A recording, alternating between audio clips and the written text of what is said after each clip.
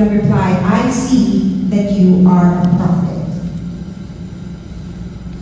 Okay, let's talk about this interaction between Jesus and the Samaritan woman. In the first place, Jesus, a Jew, should not be talking to a Samaritan woman. Culturally, politically, it should not happen because Jews hate Samaritans because they believe that they intermarry different breeds and different races. So they intermarry and they also practice a heretic religion. So they hate each other. They are racist towards each other. So this should not be happening. Jesus should not be talking to a Samaritan woman. And Jesus was a teacher. He's a rabbi. So he should not be talking to a woman alone with this woman with a questionable character. So Jesus broke all those cultural rules just to meet with the Samaritan woman. Okay?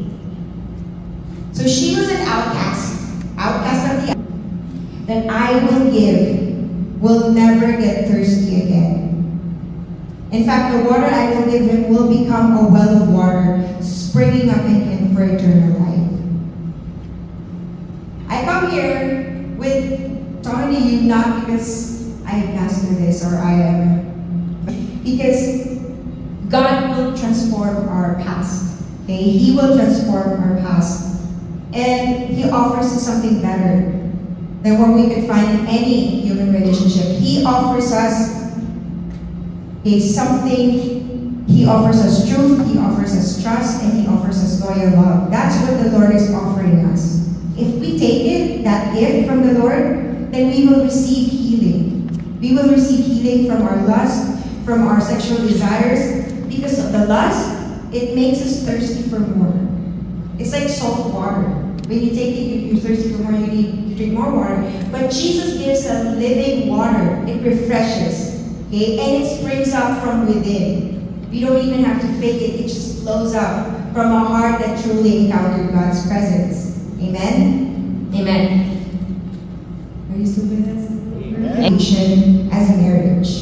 Okay? Because marriage is a binding legal document between a man and a woman. Okay? But Jesus does not shame her. Jesus did it to show that she's thirsty, to reveal that thirst. Okay? So she has a pattern of behavior, but Jesus is saying, no, this is more than just pattern of behavior or coping mechanism.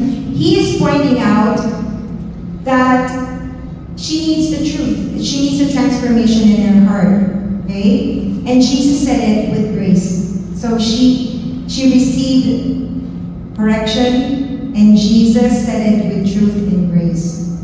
And that's a perfect balance. I don't know how many of us can. He balances those two things. It has to be balanced, truth and grace, okay? Alright. But love says, how can I give, right? And so that's our first point, healing from lust to loyalty. You know that your bodies are a part of Christ's body. So should I take part of Christ's body and make it part of a prostitute? Absolutely not. Do you know that anyone joined to a prostitute is one body with her? For scripture says, two will become one flesh. But anyone joined to the Lord is one spirit with him. So there's this principle of leaving and cleaving. Okay? He prayed Psalm 51. Psalm 51, 10 to 11. David prayed this prayer. God created me a clean heart and renew a steadfast spirit within me. Do not banish me from your presence or take your Holy Spirit from me. Okay, our salvation will not be taken from us, but His presence can leave us if we welcome a different spirit in our lives. So that's the first point. Healing from lust leads to loyalty. Let's move on to our second. Okay? Healing from lust to life. Healing from lust to life. Okay. Matthew 29 to 30. If your right eye causes you to sin, pluck it out. If your right hand causes you to sin, cut it off. Those are strong words. Jesus is not telling you or telling us to do self-harm or, to self-mutilate. No, he's actually teaching us self-discipline. Jesus is teaching us a way to heal our soul. Okay? And it is strong language because it's serious. Jesus knows our hearts. Okay? And he doesn't want this hidden sin to steal our joy. The fastest way for your joy to be stolen is to have a hidden sin. So the Lord is exposing it, okay? And we need to cut it off. So we could experience true life. Or what we take in. If it's pulling you down, cut it off. Before it destroys you. Because God is giving us that He wants us to live. He wants us to have life and have it in full. And He wants to refresh us. That is why God is saying this, and that's why we're talking about this today. Because we need God's help. We need His victory. We need His transformation. Okay? It's not just saying stop looking. He's saying look to me. Jesus is saying look to me. Alright? Blessed are the pure of hearts, for they shall see God. Matthew 5:8. He wants to change our hearts. Okay? He wants to transform. Alright? By how do we do that? Worship and prayer and being in His Word. And when we do that, we'll have purity. We'll see God and we'll value people like Jesus values people. And we will honor God in what we think, in what we say, and how we relate to others. Alright? So my friends, where are we searching? Where are we searching for to be satisfied? Because if it is something else or someone else besides God, then today He's inviting us to drink and to come. He's inviting us to be close to Him because only Jesus can satisfy us. Okay, let's walk with Jesus because He will lead us to freedom. He will lead us to loyalty. He will heal us from our lust into loyalty and into eternal life. Alright, how do we apply this? So now this is the so what part. Alright, this is our application of our commandments. By the way, they're not. So what, right? First, guard your eyes. Okay? Let's be like Job. Job said in Job 31 verse 1, I made a covenant with my eyes not to look with lust at a young woman. Okay, so today, let's make a covenant with our eyes. Okay, purity in our eyes. Okay? So, next point, so what? Guard. Instead of having fantasies, let's put the Word of God in our mind. Okay? Let's fill it with watch your influences. Okay? That includes our media habits, our friendships, watch your influences. Number 4, get help if you're struggling. Do not fight alone. Okay? Confess your sins. Like 1 John 1:9 says, if we confess our sins, He is faithful and just and righteous to forgive our sins, and He will cleanse us from all our righteousness. Amen. Amen. Amen. Number 5, okay, honor your marriage. Okay. Spouses, let's create this mutual relationship that is satisfying. Let's grow with our spouse, do something fun, right? And let's ask God's help. Because He is the author of sex in the first place. He created it. So let's invite God in our marriage. And as I conclude, and I would have the worship team. Oh, I went fast. All right. So I see that you are a prophet. Our fathers worship on this mountain, but you Jews say that the place to worship is in Jerusalem. Jesus told her, believe me, woman, the hour is coming when you will worship the Father, neither on this mountain nor in Jerusalem. You Samaritans worship what you do not know. We worship what we do know, because salvation is from the Jews. But an hour is coming, and is now here, when the true worshipers will worship the Father in spirit and in truth. Yes, the Father wants such people to worship Him. God is spirit, and those who worship Him must worship in spirit and in truth. The woman said to him, I know that the Messiah is coming, who is called Christ. When he comes, he will explain everything to us. Jesus told her, I, the one speaking to you, am he. What a beautiful moment. God revealed himself to a Samaritan woman.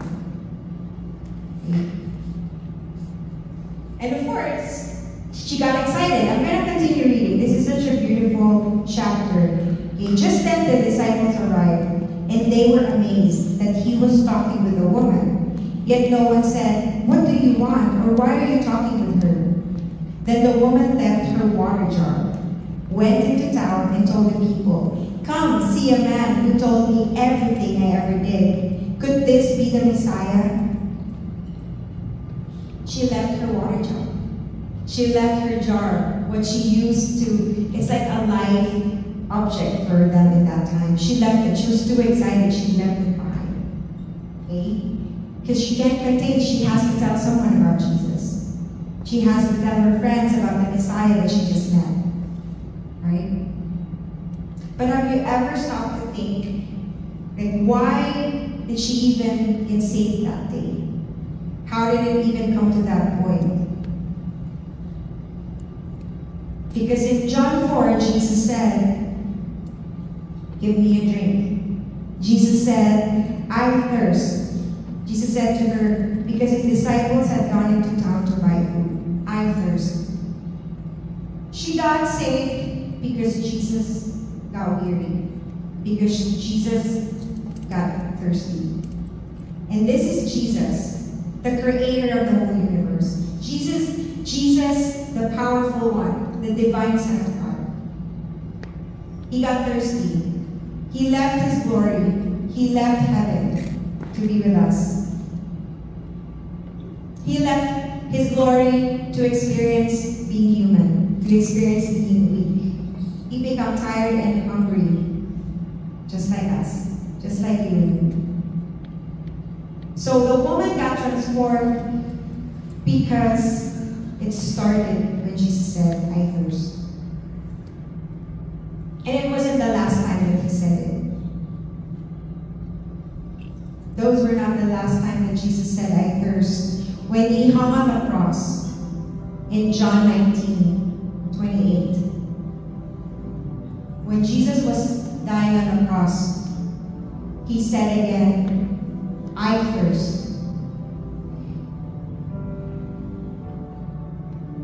But Jesus is not just talking about the physical thirst. Because in that moment, he experienced the agony of being separated from God. All our sins on him on that cross.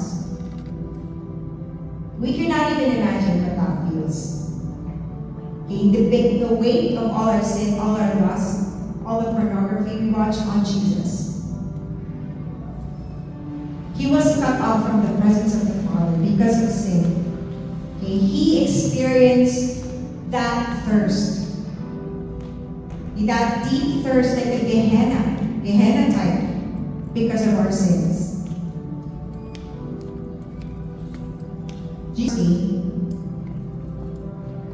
so we could be satisfied. That's the exchange. He died so we could live. And did he do it complaining? No, he didn't. He did it willingly and with love.